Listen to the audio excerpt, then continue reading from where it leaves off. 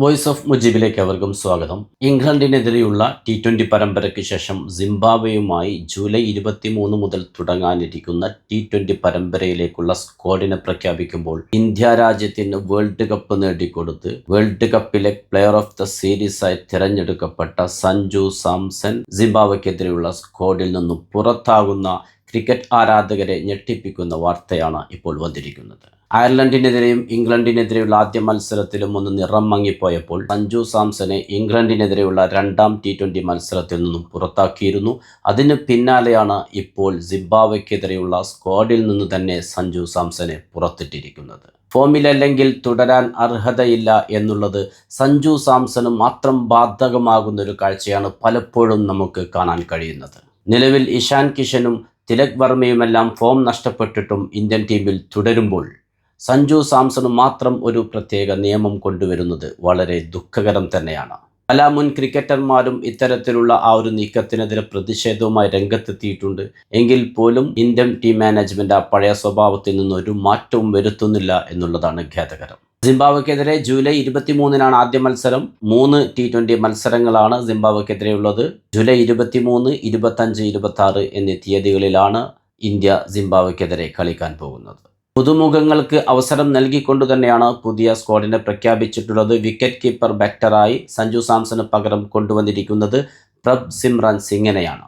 15 അംഗ സ്ക്വാഡിനെ നമുക്കൊന്ന് പരിശോധിക്കാം. ശ്രേയസ് അയ്യർ, വൈഭവ് സൂര്യവംശി, അഭിഷേക് ശർമ്മ, തിലക് വർമ്മ, റിങ്കു സിംഗ്, ഇങ്ങനെ 5 പേരെയാണ് ബാറ്റർമാരായിട്ട് ഉൾപ്പെടുത്തിയിട്ടുള്ളത്. Wicket keeper ബാറ്റർമാരായിട്ടുള്ളത് Ishan കിഷനും Prabh Simran സിംഗുമാണ്.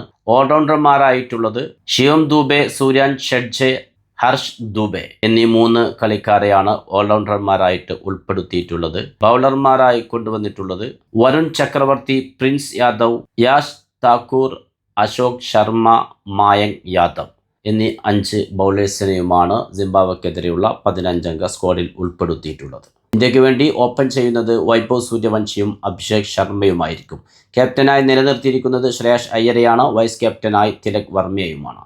ഫോമിലല്ലെങ്കിൽ ഇനിയൊരു അവസരമില്ല എന്നുള്ളത് സഞ്ജു സാംസണ് മാത്രമായി ഒതുങ്ങുന്ന കാഴ്ചയാണ് വീണ്ടും നമുക്ക് ടീം ലിസ്റ്റ് പ്രഖ്യാപിക്കുമ്പോൾ കാണാൻ കഴിയുന്നത്.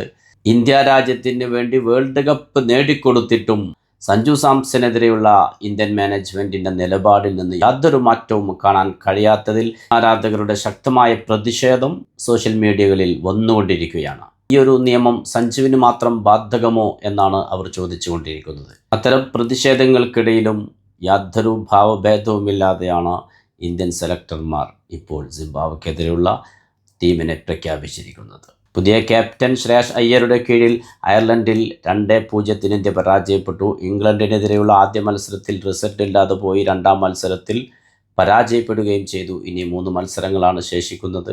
അത് കഴിഞ്ഞാണ് സിംബാബ്വേക്കെതിരെയുള്ള മത്സരം നടക്കാൻ പോകുന്നത്. സൂര്യകുമാർ യാദവിനെ ക്യാപ്റ്റൻസിൽ നിന്ന് പുറത്താക്കിയതിന് ശേഷം ക്യാപ്റ്റൻസി ഏറ്റെടുത്ത ശ്രേയസ് അയ്യർക്ക് ഇതുവരെ ഇന്ത്യൻ ടീമിനെ വിജയത്തിലേക്ക് നയിക്കാൻ കഴിഞ്ഞിട്ടില്ല. ഇംഗ്ലണ്ടിനെതിരെയുള്ള രണ്ടാം മത്സരത്തിൽ സഞ്ജു സാംസനെ മാറ്റി നിർത്തി വൈഭവ് സൂര്യവംശിയെ കൊണ്ടുവന്നിട്ടും ഇന്ത്യൻ ടീമിന് പരാജയം തന്നെയായിരുന്നു. പുതിയ ക്രിക്കറ്റ് വിശേഷങ്ങളുമായി നിങ്ങളിലേക്ക് വീണ്ടും എത്തും. നിങ്ങളുടെ സ്വന്തം വോയിസ് ഓഫ് മുജീബ് ചാനൽ ആദ്യമായി കാണുന്നവർ സബ്സ്ക്രൈബ് ചെയ്യുക, ലൈക്ക് ചെയ്യുക, നിങ്ങളുടെ അഭിപ്രായങ്ങൾ കമൻറ്റായി രേഖപ്പെടുത്തുക.